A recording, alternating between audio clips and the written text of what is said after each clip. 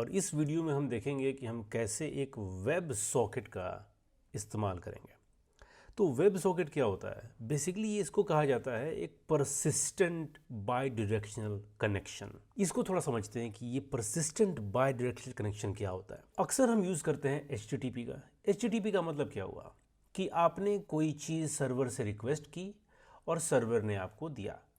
आपने रिक्वेस्ट किया एक बार, सर्वर ने आपको दिया एक बार, कनेक्शन बना और कनेक्शन रुक गया। सोचिए कि अगर ये कनेक्शन बना रहे, ये कनेक्शन चलता रहे, मतलब कि एक बार अगर कनेक्शन हुआ तो वो चलता रहे, उसको बोलते हैं परसिस्टेंट बाई डायरेक्शनल। ठीक है, तो अब आप सोच सकते हो कि इसका इस्तेमाल कहाँ पे हो सकता है। इसका इस्तेमाल हो सकता है जैसे कि अगर आप चैटिंग ऐप बना रहे हैं जहाँ पर कि कॉन्स्टेंटली मैसेजेस आ रहे हैं और जा रहे हैं, उन सब चीज़ों में जहाँ पर आपको लाइव डेटा चाहिए जैसे कि स्कोरिंग वगैरह है, वहाँ पर वेब सॉकेट का इस्तेमाल होता है। हमने गिट रिपोजिटरी बनाई है, उसको पहले हम क्लोन करेंगे अपने लोकल में, फिर एक नया सर्वर बनाएंगे और उसमें हम एक्सप्रेस और वेब सॉकेट का इस्तेमाल करेंगे और इस्तेमाल करके फिर हम एक HTML फाइल बनाएंगे और उसके प्रोटोकॉल को वेब सॉकेट के लिए हम अपडेट कर देंगे और देखते हैं कि क्या वेब सॉकेट लोकल में चल रहा है कि नहीं। तो लोकल में काम करने के लिए हमें ये रिपोजिटरी अपने लोकल मशीन पर चाहिए, तो हम इसको SSH से इसको पहले हम क्लोन कर लेते हैं। तो हम आएंगे अपने इसमें, हम जाएंगे डेस्कटॉप पे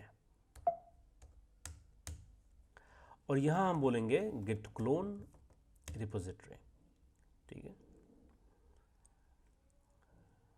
और ये हमारा रिपो आ चुका है यहाँ पर। अब हम VS कोड में जाएंगे और देखते हैं कि कैसे हम उसके अंदर काम करेंगे। तो हम VS कोड में आ चुके हैं और यहाँ पर ये हमने सर्वर पहले बनाया हुआ था। अभी हमें यहाँ पर एक नया बनाना पड़ेगा server, index websocket.js।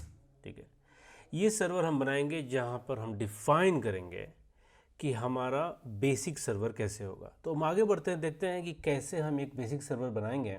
Basic server के लिए हम इस कोड का इस्तेमाल करेंगे, बेसिकली हम एक्सप्रेस का इस्तेमाल करेंगे। तो एक्सप्रेस इंस्टॉल करने के लिए पहले हमें क्या करना पड़ेगा, npm init करना पड़ेगा। तो हम बोलेंगे npm init। अब हम इंस्टॉल करेंगे एक्सप्रेस को और वेब सॉकेट को, तो इन दोनों को इंस्टॉल कर लेंगे। अब इंस्टॉल करने के बाद हम यहाँ एक बेसिक सर्वर को बनाएंगे।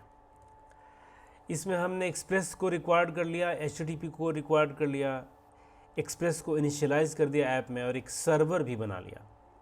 और हम रूट में क्या बोल रहे हैं कि भाई देखिए, रूट में ये एक index.html फाइल है, ये इसको मैं भेज रहा हूँ रूट पे। ठीक है, मतलब जो भी इस फाइल के अंदर रहेगा वो नज़र आएगा। को सर्वर को स्टार्ट कीजिए और इसको 3000 पे सुनिए। ये हो गया बेसिक सर्वर। वेब सॉकेट के लिए कुछ लिखना पड़ेगा कोड, वो क्या है? तो बेसिकली जो हमने WS इंस्टॉल किया था उसको भी हमने यहाँ पर रिक्वायर कर लिया और उसके सर्वर से मतलब है हमें, तो हमने सर्वर ले लिया। फिर हमने एक नया न्यू वेब सॉकेट बनाया और हम क्या बोल रहे हैं, ये इसका मेन चीज़ है। हम यहाँ बोल रहे हैं कि जब कनेक्शन होवे, इसमें बेसिकली कितने क्लाइंट्स जुड़े हुए हैं ना, उसका साइज़ मिल जाता है। ठीक है, और उसी को हम यहाँ पे लॉगिन कर रहे हैं और उसी को ब्रॉडकास्ट भी कर रहे हैं। ब्रॉडकास्ट फंक्शन में लिख देते हैं। ये बहुत ही बेसिक वेब सॉकेट का कोड है। हमने इसको सेव कर दिया। अब आगे बढ़ते हैं। अब हम index.html के अंदर आ चुके हैं। यहाँ पर हम इसको अपडेट कर देंगे। ठीक है, यहाँ पर ये इनबिल्ट होता है वेब सॉकेट का और हम यहाँ पर location.protocol जो है उसको हम अपडेट कर रहे हैं। सेव कर दिए हम। सेव करने के बाद अब हम ये सर्वर को स्टार्ट करके देखते हैं कि ये लोकल में चल रहा है कि नहीं। तो क्या बोलेंगे, नोड इंडेक्स WS.js, तो सर्वर हमारा चल रहा है। हम इसमें एक और चीज़ लिख देंगे, यहाँ पर एक H1 लिख देते हैं, बोलते हैं हेलो वर्ल्ड। ठीक है, अब हम चेक करते हैं कि हमारा क्या वेब सॉकेट चल रहा है कि नहीं। यहाँ पे ऑलरेडी दिखा रहा है 1, तो अगर हम जाएंगे अपने लोकल होस्ट में और इसको रिफ़्रेश करते हैं तो हमारा साइट चल रहा है। लेकिन अब हम कॉन्सोल लॉग में देखेंगे तो हमारा एक विजिटर है।